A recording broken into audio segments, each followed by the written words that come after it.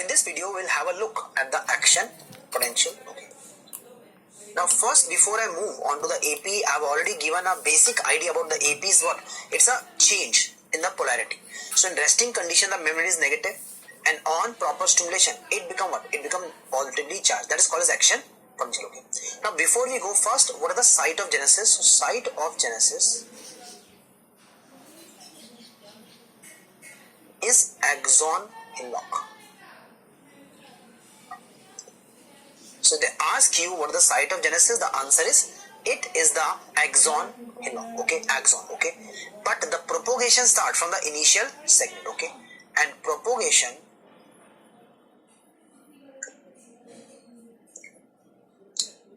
start from initial segment. So don't forget this thing, that propagation of AP, that is traveling, start from initial segment, and the site is axon hillock. That will be discussed in neuron CNS. So you can go to the topic of CNS neuron, and then you can see what is the hillock, what is the initial segment, why, and reason is what? Hillock has minimum threshold.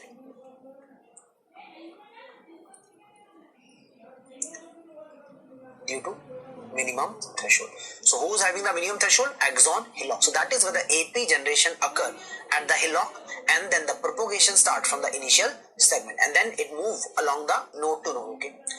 Now second is AP is very different from other potentials. Okay. So remember, all other potentials, they are called as local potential. Okay. So remember, AP follow all or none law and travel along axon. Okay, so travel along the axon, or any kind of, you can say even the muscles. Okay, so it can travel along the axon. Okay, clear? Whereas local or graded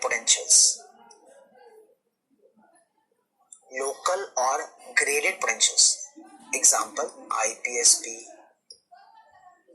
EPSP, CMP, EPP, they'll be discussed in detail later on. Like CMP is cochlear microphonic potential, and EPP is what? It is your and plate potential. Okay, etc. Okay, they remain at the site of genesis.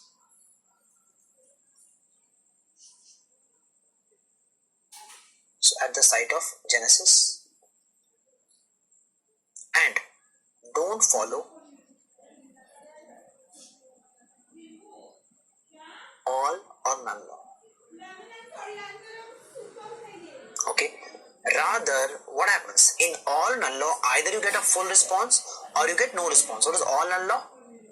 It say either you get 100% or you get 0%. But in the case of this, it is not following. Rather, they are increasing or they can decrease. Rather, what happens? Rather, they show increased response with increased stimulus.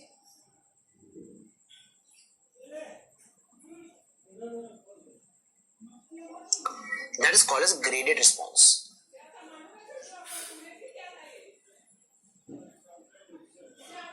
And sometimes they are also called as electrotonic potentials.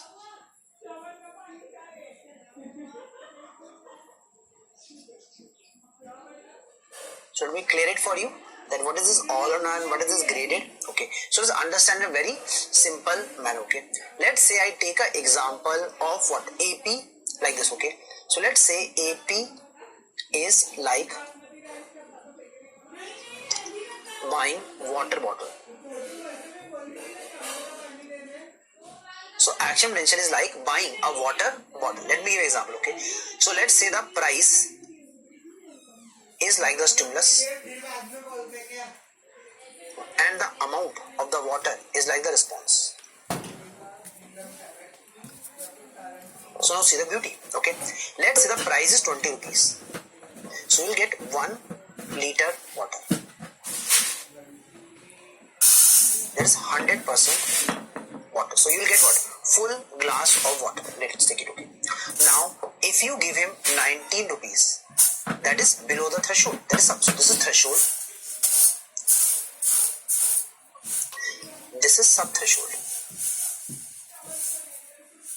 So what will the shopkeeper do? Will he give you 1 liter, more than 1 liter, less than 1 liter? So answer is what? He will give you 0 liter. 0. Okay, it's not the case. He will take the bottle open. Take 9 rupee water. So he will not. Or if you want to buy an apple, let's say the apple is 10 rupees, and if you only have 9 rupees, so he'll say, now take your 9 rupees. So he will not take a bite. So let's see. Are you clear? So that is what the idea is. At threshold, you get full response, and if you're below threshold, you get what? No response. Or if you give him 21 rupees, that is supra threshold, above threshold, supra. Again, you get 1 liter, not more. So not give you extra. He'll give you 1 liter. 1 rupee might put in the pocket or might return, but you will get only 1 liter. That is 100%. So either full response, no response, full response, no. So you'll not get anything as half or quarter AP. Either full AP or no AP. So either full AP or no AP is the case. Are you clear? So that is a very, very important concept here. Okay, that is all or none. Okay. Now let's see what is graded potential. It's like buying sugar. Okay. So let's say you want to buy sugar. Okay. So say the price and response is amount of sugar. So if you let's say you give 40 rupees, you get 1 kg sugar. Okay. So 1 kg sugar. Okay. Now comes the important thing. If you give the person 36 rupees, you will get 100% or you will get less. You will get 0.9. That is 900 gram sugar. That is 90% response. Are you clear? So he will give you 90% sugar. If you give 20 rupees, he'll give you 500 gram sugar. 50% response. Are you clear? And if you give him 44 rupees, he will give you 1100 gram sugar. That is 110%. So are you getting the idea? So that means the response, the stimulus, is always giving a response. It can be more, it can be less, but there's always. So 100% you can be less also, very less, or more also. Clear? And if you give him 10 rupees, or rather 2 rupees, he'll give you how much sugar? Yes, 50 gram sugar. If you give him 1 rupee, he'll say open your mouth, okay, and he'll sprinkle the sugar on your mouth, okay. So 1 rupee is a, so that is the case. But again, technically, he should give you 25 grams. So therefore, what's happening? You're getting response. That is why if you give a bigger stimulus, you get a bigger response. So that is why they are called as graded potentials.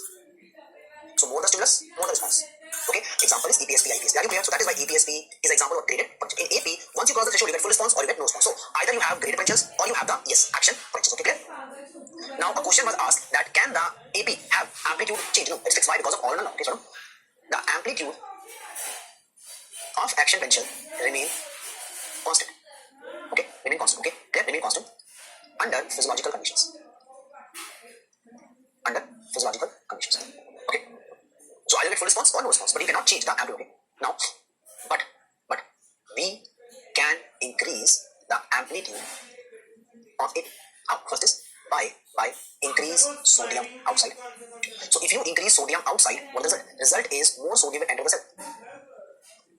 More sodium enter, and if more sodium enter, will give a bigger response. So that will increase the amplitude. Or if you open more sodium channels, more sodium channels. Okay. So if you open more sodium channels, what is the result? Result is again the amplitude will increase.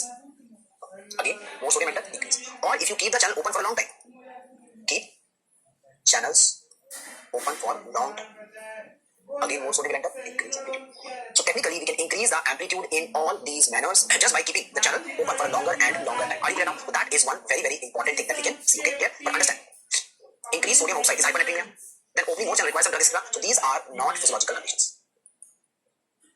Why? Because increased sodium or opening more channel require some kind of intervention, either in the form of concentration or some drugs. So that's why they're not physiological. So therefore, what is all or none law applicable? So this is all or none law. Either you get full response or you get no response. So this all or none law is applicable only under physiological conditions. So if they are not met, you can have a bigger AP or a smaller AP. So what is hint here? AP height remain the same if amplitude is preserved. If the amplitude is not changing. Okay, clear? That is under physiological conditions. Okay. Now question is, so what we can actually change? So remember, increase stimulus can't change amplitude of AP. So increased stimulus strength can't change amplitude of AP as per all or none law. But it can change frequency. So it's a very important point that what is changeable? The frequency can be changed. The frequency is not fixed, it can be changed. So that means if you increase stimulus, you will not change the amplitude, okay, until as you modify the concentration. Okay. So if you give more stimulus, the frequency changes. Let me give an example. Okay. Let's say normal AP. This is normal AP. Now there are two scenarios in which you increase the stimulus. So either the AP becomes a bigger AP, or the AP becomes increase in frequency. So it's not changing. Okay. The amplitude is not changing. So here increase amplitude and here increase frequency. There are 4 APs. Okay. So increase stimulus. So my question is simple. What is right? So this is not applicable as per all or none. Okay. So not applicable. This is possible. So this is possible. So that is why increased stimulus can make increased frequency. So that is why it stimulate the SA node. It will not make bigger APs. It will make more APs. So that is why SA node on stimulation, like sympathetic, fever, increased temperature, will cause increased frequency, and that causes increase heart rate. Okay, not increase amplitude. Okay, fine. So what can change? Frequency. Okay, one more thing. Sensory nerve on getting bigger stimulus will make more APs. That is increased frequency, and that causes increased sensation. Okay, and that is means if I touch a cup which is very hot, so it is not the receptor or the nerve making bigger AP, it will make more AP. So remember this rule, physiologically AP amplitude is fixed, frequency can increase. So whenever you get an increased sensation, increase you can say firing rate. What is increasing? The yes, frequency is. So that is increasing. Okay, and this is actually called as Weber-Fachner's law. I'll discuss it later. And this is called as Weber-Fachner's law. Okay, so the name given, the name is Weber-Fachner's law. Weber-Fachner law. Okay, it is discussed in CNS. So again, no need to discuss much now, but remember, increased stimulus cause more sensation. Mechanism is what? Increased frequency of the impulses in the yes sensory. Now we'll see how the normal AP occur in the neurons. We'll see what AP in neurons. So we are discussing what topic? The AP inside the neurons. So we're discussing what the AP inside the neurons. Okay. Now important thing, the AP in the neurons. Okay. And cardiac muscle, etc. Smooth muscle are discussed separately. So first is the only occur with threshold stimulus. Not any stimulus. We should have a threshold stimulus. Okay. Only occur. That's all number. How much? More than 15 millivolts. So remember that more than 15 millivolts. Okay. Now what happens? It changes RMP from minus 70 millivolt to minus 55 millivolt. So when you add plus 15, it's actually plus 15. So when you add plus 15 to the RMP of minus 70, it will become plus, it will become, yes, minus 55 because of addition of plus 15. Okay. Now this minus 55 is called as firing level. Is called as the firing level. So the name given, it is given the name of firing level. Now why it is called firing level? Why? Because voltage gated sodium channels open. So what opens up? The voltage gated sodium channels will open up. Okay, clear? Now here comes a tricky thing. Once the channel open, they call the action potential. Okay, clear? And that causes the action potential. Okay, but here comes the point. Channel and gates are different. They are not the same. So understand, a channel is like a tunnel, and in a tunnel there are gates. Okay, so what happens? Actually, what happens is M gate open. Okay, and hence the depolarization start.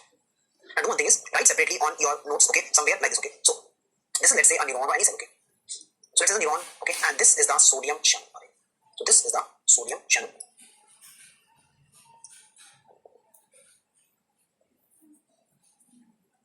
So this is the sodium channel. Okay, so this is sodium channel. Now it has two gates. The outer gate is M gate, and the inner gate is H gate. So M gate and H gate, M gate and H gate. Now understand. Let's say you have two watchmen. Okay, same way the gates are like watchmen. So if you're having two watchmen, what is the prerequisite you will be having? Obviously, that you need one to be present at any given time, morning shift or let's say night shift. Okay, so same way if there are two gates which are in series, one in front of other, any gate close is sufficient to prevent the sodium from entering inside the cell. So you don't have to close both. One close is as good as both close. Why? Because if even one gate is closed, sodium cannot enter. So therefore, first rule is not both the gates are closed at any given time. One gate is sufficient. So at RMP, see, stimulus comes from the outside. Clear? So that means the outside is waiting for stimulus. Still that remain closed. So M gate is closed and H is open. Okay. So the M is closed, H is open. So that means sodium cannot enter. Okay. Now at firing level, H is already open, the M also open. Are you clear? So H will open up. Okay, so H will open. Okay. Now once the M gate is open, the sodium can make entry inside the cell. And that causes lots of plus inside the cell. That is depolarization. That okay. So that causes the depolarization of start of AP. Are you clear? So that is how the AP will occur. Okay. So depolarization start. And what reason? Okay. Due to massive influx of sodium. Okay. And this depolarization, okay, will go till plus 35 millivolts. Okay, so go till what? Plus 35 millivolts. Okay, or less spike potential or overshoot. So what is the name given? So name given is spike potential or the overshoot. Okay, so the name given spike potential or the overshoot. Okay, so spike or the overshoot. Okay, so spike or the overshoot. Okay. Now what happens? Okay, once you reach enough depolarization, you cannot go further. Why? Because one thing is the gradient is also reversing. Now the sodium is accumulating inside. Plus two, you don't need to continue this forever because you need to ultimately reverse back to the RMP so that next cycle can start. Like after every day there's a night. Same way do you need to return back. So that means what? Now you need to close the sodium channel and finish that D. So what happens is yes, sodium channel is closed. And depolarization is over. So that we can return back to the RMP. And depolarization is over. Now question is which gate we should close? If you say sir, we should close the M, then I will ask a very simple question.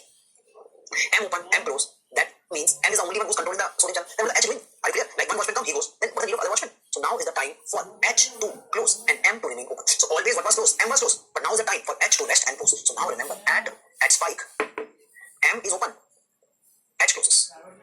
So don't forget this statement, such an important point. It is the H which is closed. Are you clear? So M is open and the H will close. Okay, H will close. Are you clear now? So which gate will close? H. And once the H close, sodium cannot enter. So it will block the sodium entry, and this sodium will be thrown by sodium potassium pump. They'll occur continuously, okay? But temporarily sodium wins. So who's continuously throwing it outside the pump? But right now the sodium is much more compared to the pump activity, okay? So now it is closed, okay? Now what happens? Sodium will stop coming. So D stop. But now do you have to remain at the top or return? You have to return. So now what you need is you need the membrane to go back to the RNP. One technique is wait for sodium potassium pump to throw the sodium out, but that will take a long time. So you have a shortcut. What is the shortcut? Potassium want to go out, let it go out. Now if you allow the potassium to go out, membrane will rapidly become negative and return to RNP. So that is why what happens is yes, potassium channels open. Okay, potassium channels open, and that cause again their voltage gated. Voltage, okay, and now potassium goes out, and membrane will become negative. Membrane will return to RNP. That is minus 70 millivolt. This is called as return to negative polarization, called as repolarization. So what is called as repolarization? I'll just give a basic summary. This is RNP minus 70, minus 70. This is AP plus 30. This is depolarization, and this is repolarization. So are you clear now? So you depolarize using the sodium channels, and you repolarize using the potassium channel. So that is how you depolarize or repolarize. Are you clear? Clear? So depolarize and repolarize. So depolarize and repolarize. Okay. Fine. So let's start the other concepts. Okay. So all these things clear? Okay. Now interesting thing. Okay. Interesting thing is during the repolarization, the potassium channels are open and eventually they will close, but the sodium channels again go cycling. So what happens? During the repolarization, the M gate will close and the H will open again. So M will close H. That is repolarization. So understand the logic. Okay. At RNP, M is closed, H open. During the firing point, M is open, H is also open. Sodium is coming. At spike, the M is closed, H is open. So H is closed, M is open. During the again the M will close and the H will open. So that will occur in which way? In the early and the late part. So understand one thing. In the early repolarization, the H is closed. Now, when M gate open, the AP start. That's why M is also called as activation gate. M is activation gate. So the other name for M also called as the activation gate. So M gate is activation gate. Are you clear? Now, once H closed, no stimulus can open or allow the entry. Why? It's much inner. So that means once the H is closed, sodium can never ever enter. So that is why H gate is called as inactivation gate. So H is given the name of inactivation gate. And once H is closed, no sodium can enter the cell. So that means if the H gate is closed and I give a stimulus, nothing will occur. Why? Because sodium cannot enter. So if the H gate is closed, the AP will not occur. So another AP can't occur because it is closed. So that is why early repolarization is absolutely refractory. You cannot create another AP. So that is why early repolarization is AR. I'll discuss it very soon in the next part of this thing. That is refractory period. Absolutely. And in late, the H gate is open, M is closed, and M can be open again. So that's why AP can start. So it's called as the RRP. What's RRP? It is relative refractory period. So the RRP is relative refractory period. So I'll discuss them very soon. But right now, what is the only thing we need to know? That is ARP, RRP. ARP, RRP. So early is ARP, late is RRP. Okay. So AP can occur, AP can't occur. Another AP can occur with stimulus. So very soon we'll learn about that. So if you can get another AP or you are not getting the AP, that is the concept of ARP and RRP. Okay, so ARP and RRP. Okay. Now as we discussed already that depolarization in AP is caused by sodium and Re is by potassium. So you know this. Sodium is for depolarization and potassium is for repolarization. And we discussed M and H gates also, activation and activation. Now understand one thing that repolarization is a longer period compared to D. So potassium channels are slow compared to sodium. Channels. Hence, repolarization is longer than depolarization. How much? So it can be 4 to 40 milliseconds, and the D is 1 to 4 milliseconds. So you can see it ourselves. The depolarization is short, very short. Okay, because sodium channels are fast. They are fast. They open rapidly and they shut down very rapidly. Okay. Now, second question: since Re is longer, what happens next is during late repolarization. During which phenomena? Late repolarization. Since potassium channels remain open, since the potassium channels are remaining open, the membrane repolarize even below RMP. Even below which value? The RMP value. So it can repolarize even below which value? The RMP value. Okay. Example, that is minus 90 millivolt from minus 70 millivolt. Clear? So it repolarize even below the RMP value. That is minus 90 from minus 70 millivolts. Okay. This is called as AH. What is AH? After hyperpolarization. So what is AH? It is after hyperpolarization. So AH is after hyperpolarization. Okay. And same way, there will be a period where the membrane is in repolation, but above this. Okay. And the period of repolarization where membrane is slightly above RMP is AD. That is after depolarization. Values minus 55 to minus 70 millivolts. So remember these two things. Okay. That the period where the membrane is above the RMP or below the RMP. So the one which is above RMP is called as after D, and the one which is below RMP is called after hyper. Okay. And what happens hyper is over, the potassium channels will close and the membrane will return back to the RMP. Okay, so what happens? Okay, and after late repolarization, potassium channels are closed and membrane reach RMP.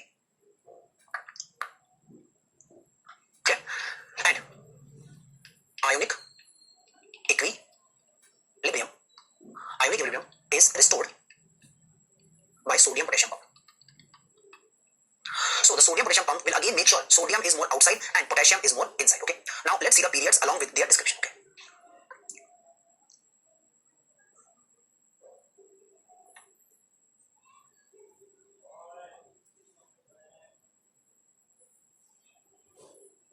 Okay, so this is RMP minus 70 millivolts. Okay, so let's start. First, this is RMP.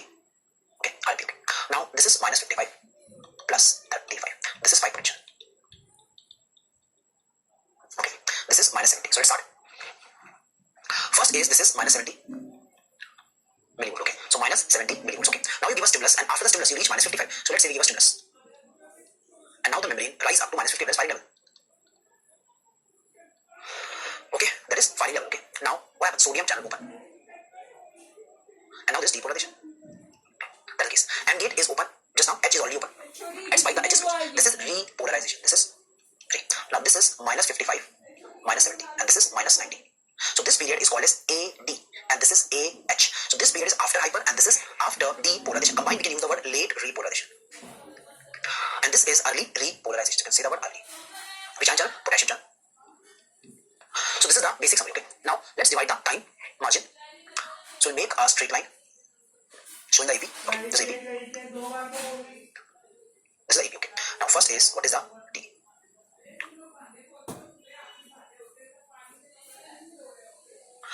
This is depolarization. This is depolarization, and this one is re. This one is re. This is early, this is late. Okay, and this is AD and H. So this is AD, AH. This is early. Together they make the repolarization. So that is a basic idea about the action potential. Okay, and you can see D is very short, hardly 1 to 4 milliseconds. This is very, very long. Okay, now comes a very important point. I told you that early the H gates are closed and we cannot open. So if you give a stimulus at this point, let's say the stimulus. So if I give a stimulus at this point, nothing will occur. Nothing. But if I give here, I can get second AP. Are you clear? So here we can get another AP like this. So we can get another AP. So if you give a stimulus in this period, the membrane will fire. Here, nothing occurs. So nothing will occur. So that means this is called as absolute refractory period, and this one is called as a relative refractory period. Okay. So if you get no AP, that is absolute refractory, and this is relative. Okay. So this is ARP, and this is RRP. So let's write them down so that we understand better. So first is refractory period is of 2 types: absolute and relative. So 2 type absolute, also called as ARP and RRP. So ARP and RRP. Okay. Now as we're discussing that in ARP and RRP, ARP is a period in which no stimulus can do any kind of, you can say, response. So that is why the risk of arrhythmias is very, very low. So what happens? So it is a period in which no stimulus can cause any response. That is second AP. That is another AP. And here what happens? A strong stimulus can produce response. That is AP can occur. So AP can occur again. So AP can occur again. I was clear. So AP will occur again in the case of RRP. Okay. So AP can occur again in this case. So that means if heart is in RRP and a topic pacemaker fire, it can cause arrhythmia. So that is why ectopic foci can produce abnormal contraction. Example: extrasystole. Then PVC, that's premature ventricular contraction. Premature ventricular contraction. Okay, so premature ventricular, also called as the ectopic beats or ectopic beats. So that means the heart is excitable in the relative refractory period, and it can cause what? It can cause this changes. Okay, relative refractory period. All these can occur. Which one? The arrhythmias, etc. That means it's a risky period for arrhythmia. So RRP, risky period for arrhythmia. For arrhythmia genesis.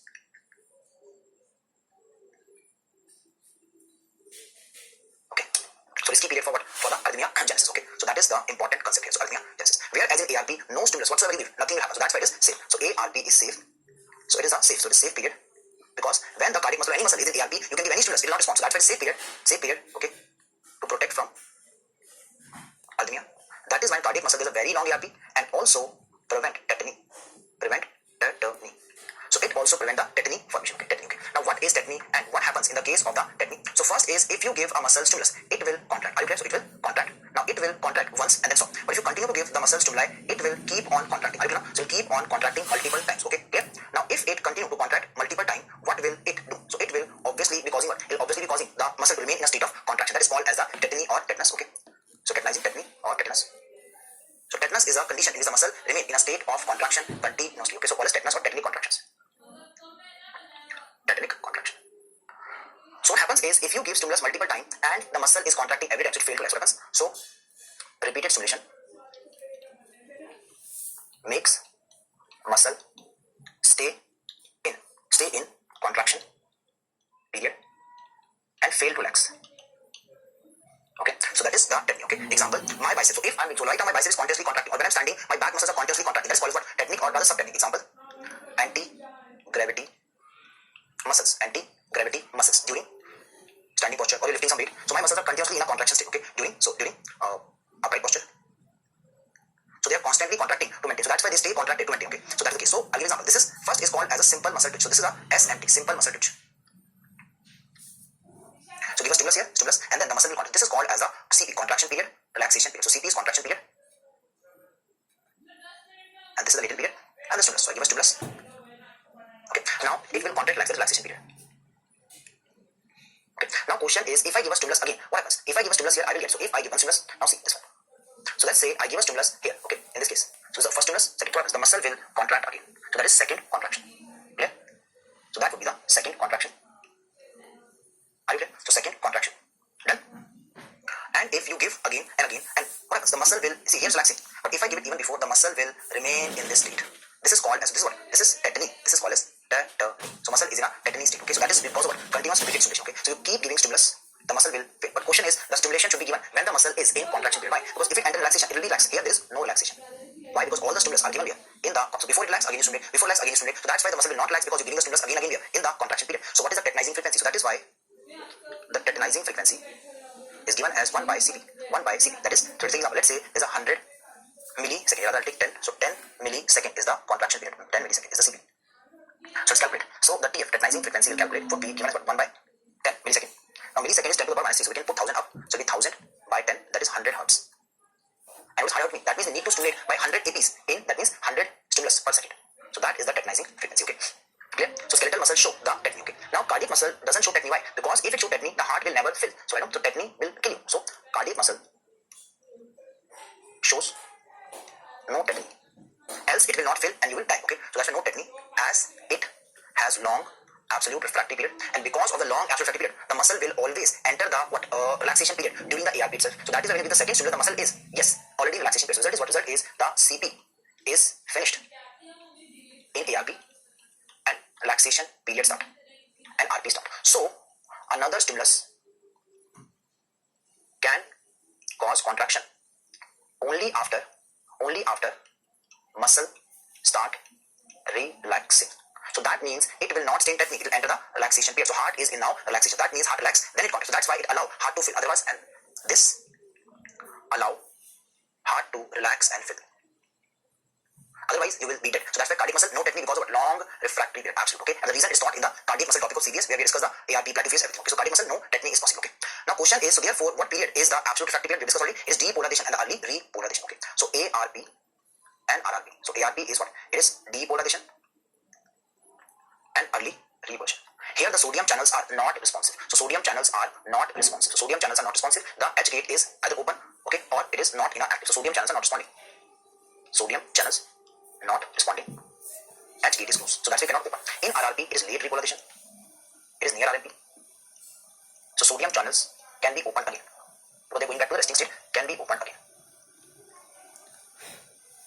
So sodium channels can now be in the open, closed state, so we can open them again. I was clear. Now, if you can open the sodium channel, obviously you will have second AP. So that will cause second AP.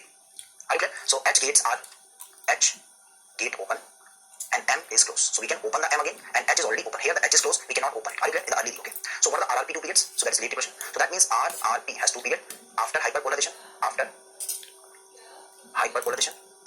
and after depolarization. So after hyper and after D. After hyper is that minus 70 to minus 90 millivolt period, and this is minus 55 to minus 70 millivolt period. Okay. Now we can see it is very negative. So that's why it is less excitability. So it is less excitable as it's very negative, whereas it is near firing level, so more excitable. So after the AD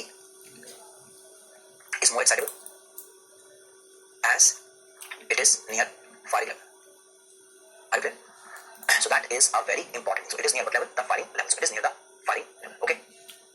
Done. So clear? So near the firing level. Okay. So question is, so what is the most risky period? So therefore, it is most risky for arrhythmia genesis. More risky for arrhythmia. Okay, which period? AD. Which period? AD. And this AD has what parts? So this AD is therefore has two parts. The early AD and late AD. Short form EAD and LAD. So the name EAD, LAD. So EAD and LAD are the names given here. So AD and LAD. Sorry, so AD and LAD is the name. Okay. Now AD is what? It is the initial part. Near what? Near firing level. Minus 55 millivolt. Whereas it is the last part. Near minus 70 millivolt. Okay. So if you mean this, so you know this is the period. So this is that minus 55. This is minus 70. So this is the division. So this period is EAD. This is LAD. So now we know that EAD is much near the firing level. So EAD is even more risky. So that is why EAD is most risky.